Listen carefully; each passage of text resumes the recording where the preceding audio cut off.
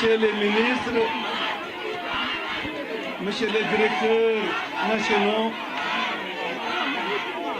Monsieur les maires, bandiraɓe commune Guidjilone,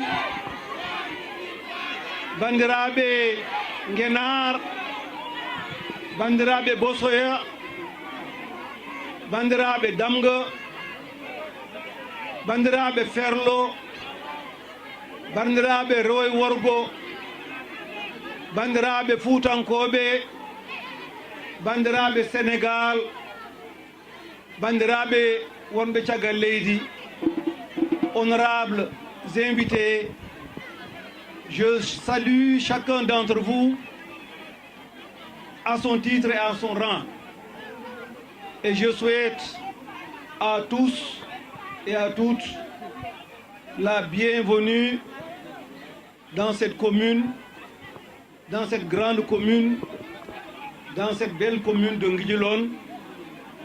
Guidjilone Kédélé, Guidjilone Aliwouri, Guidjilone Lodjou, Guidjilone Vélingara et Guidjilone Somana.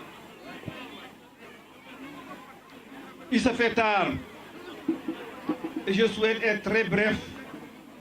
C'est pourquoi je vais aller directement à l'essentiel. L'essentiel, c'est quoi? Ce sont les retrouvailles de son Excellence, le président Macky Sall et Sada Ndiaye. Nous nous sommes retrouvés, comme on dit, le linge sale se lave en famille. Nous l'avons lavé, comme l'honorable Farbengom l'a si bien dit tout à l'heure. On s'est entendu. Nous avons décidé de tourner la page. Sada ne va pas créer un parti, encore moins un mouvement. Comme l'a demandé son excellent Macky Sall, j'ai décidé de le rejoindre au niveau de l'Alliance pour la République APR. C'est une longue histoire, mais qu'on peut écourter. Les familles meurtries, les familles divisées. Et ça a duré 10 ans.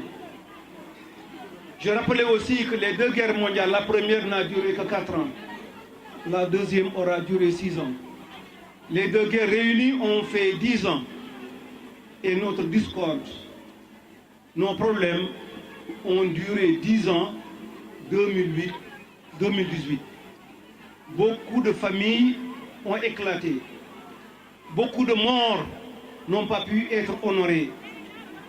Et le bon Dieu n'a pas eu ce qu'il voulait, parce que dans les mosquées, les grandes, les petites, dans les lieux de culte, il y avait toujours cette fracture, les partisans de Sada et les partisans de Macky.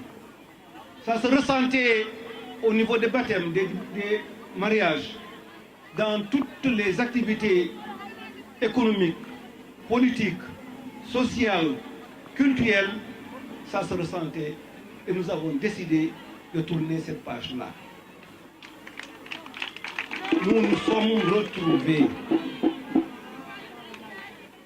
et nous avons décidé d'accompagner son Excellence le Président Macky Sall pour le reste du mandat et avec lui de le porter au Panthéon en le faisant gagner, Inch'Allah, le 24 février 2019 dès le premier tour. Bandiraɓe, Allah jarama hon jarama. Ko Sada e Macky wonno, Sada e Macky kawriti. Sada e Macky jarlodiri, jaafodiri. Tumma to ne woddi duuɓi sappo, wona balɗe sappo, wona jonte sappo, wona lebbi sappo. Mi wi on gueeruji ɓurɗi musde aduna he gadano ko duuɓi 4. ɗiɗaɓo o ko duuɓi 6. sa rendi ni wono duuɓi sappo. ko amen ko duuɓi sappo. galleji boni hen, maayiɓe gubbiraka no poti ubbirede ni e nder hen.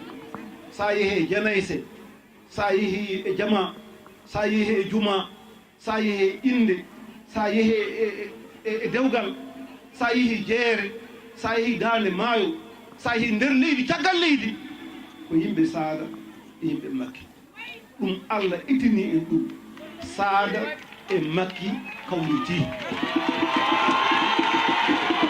Saada e Makki jarlodiri jaafodiri woɓɓe yiɗi onon fof wonɓe ɗo ɓe jarlodire jaafodire Faba yarlom yaafomi Jaturu yarlom yaafomi Farba yarlom yaafomi Mbaƴa yarlom yaafomi jarloɗe kam jaafoɗe kam goto fof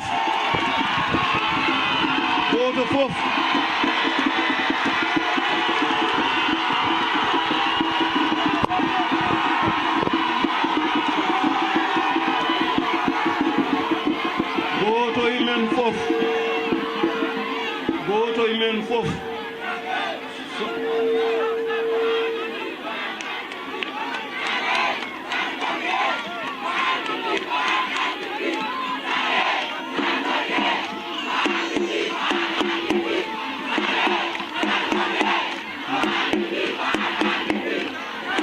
goto Allah jarama on jarama goto e mon fof so hooti galle muɗum kala mo wadduno kawrite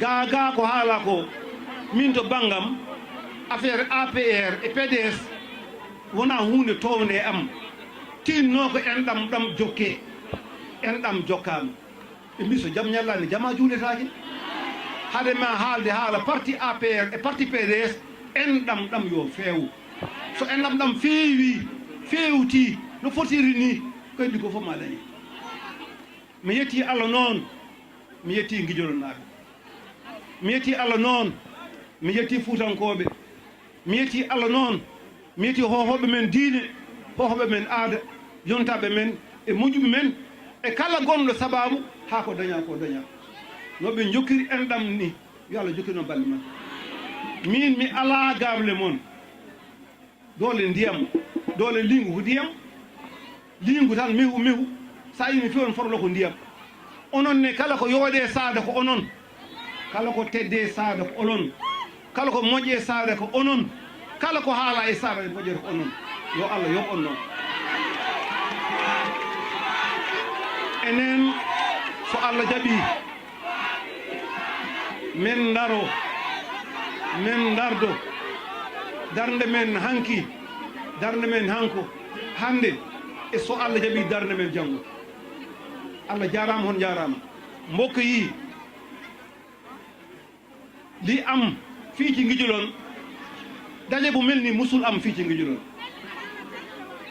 daje bu am ni musul am Nguidiolone nee nañu nag lu yëngu li ko yëngal moo ko ëpp doole boo gisee lii am diggante Saada ak Macky Sall la woon ma ne Saada ak son excellence le président Macky Sall toog nañu waxtaan nañu baalante nañu ak ànd nañu pour nekk benn képp koo xam ne Saada moo taxoon nga xuloo ak Macky maa ngi la yëgal ne que depuis ci 27 décembre 2017 Saada jubudul ak Macky Sall képp koo xam ne yaa ngi doon xuloo ak Saada ngir Macky Sall yëgal na la ne Saada ak Macky jubóo na bu dee loolu moo taxoon ngeen ñàkk juboo na ngeen juboo léegi ko bëgg nag xeex sa xeexu bopp xeexal sa xeexu bopp lii nag ay kilifa yu baax ñoo ci dox